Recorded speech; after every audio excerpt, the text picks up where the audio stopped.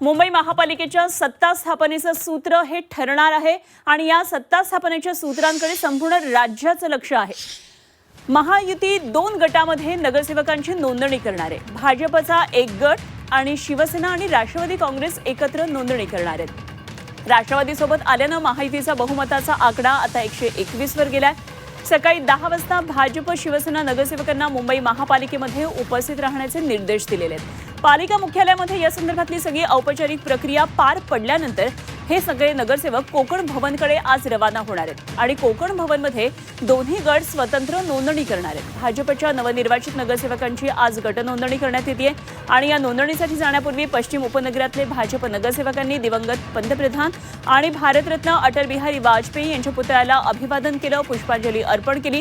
त्यानंतर सर्व नगरसेवक हे बृहन्मुंबई महानगरपालिका मुख्यालयाकडे आता मार्गस्थ झालेत आणि अटलजींच्या राष्ट्रभक्ती, सुशासन आणि विकासाभिमुख विचारधारेनं प्रेरित होऊन मुंबईच्या सर्वांगीण विकासासाठी आणि नागरिकांच्या हितासाठी कटिबद्ध राहण्याचा संकल्प यावेळी व्यक्त करण्यात आलेला आहे।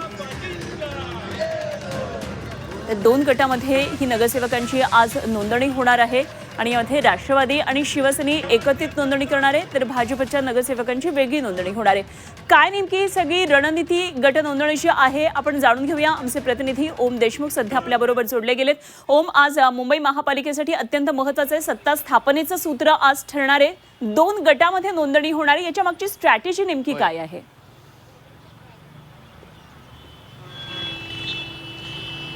अनुपमा, खरं तर मुंबई महापालिका निवडणुकीचा निकाल लागून 2 आठवडे उलटून गेल्याच्या नंतर खऱ्या अर्थानं आज या दोन्ही पक्षांकडनं आपापल्या नगरसेवकांची नोंदणी करण्यात येणार आहे। एक शक्यता अशी वर्तवली जात होती की दोन्ही पक्ष एकत्र पद्धतीनं एकच गट म्हणून नोंदणी करतील, परंतु त्यात कुठेतरी बदल झाला आहे आणि आता शिवसेनेकडनं जी माहिती आली त्यानुसार शिवसेना आणि राष्ट्रवादी काँग्रेस एकत्र आणि भाजप स्वतंत्र अशा 2 गटांमध्ये या महायुतीच्या सदस्यांची नगरसेवकांची नोंदणी होणार आहे। ज्या पद्धतीनं आपण आता सांगितलं की सकाळी 10 ते 10:30च्या सुमारास सगळ्या नगरसेवकांना मुंबई महापालिकेच्या मुख्यालयात दाखल होण्यास सांगण्यात आलंय आणि त्यानंतर सगळे नगरसेवक एकत्रच कोकणात बेलापूरच्या कोकण भवन ज्या ठिकाणी खरं तर ही नोंदणी होणार आहे त्या ठिकाणी दाखल होतील।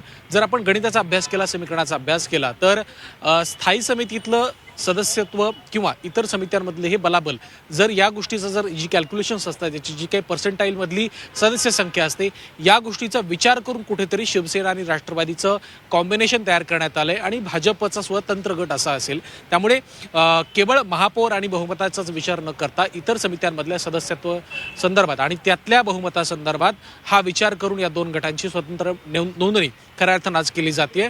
स्थायी समितीमधलं सदस्यत्व आणि इतर समित्यांमधली सदस्यत्व तिथं देखील खरं तर महायुतीचं बहुमत असणं आवश्यक आहे। तिथे देखील आपले प्रस्ताव कुठल्याही अडचणीशिवाय संमत होणं हे आवश्यक आहे। त्यामुळे कुठेतरी हे निर्णय घेण्यात आल्याचं कळतंय। त्यामुळे आता महायुतीतल्या संख्याबळाचा जर आपण विचार केला तर 118 वरून हे संख्याबळ आता 122 पर्यंत जाऊन पोहोचलंय। त्यामुळे कुठेतरी अधिकचं बहुमत मिळाले, कारण सातत्यानं भाजपवरती टीका होत होती की केवळ 4चं बहुमत महायुतीला मिळाले। त्यामुळे या बहुमताच्या आकड्यामध्ये आता अजून वाढ झालेली आपल्याला पाहायला मिळते।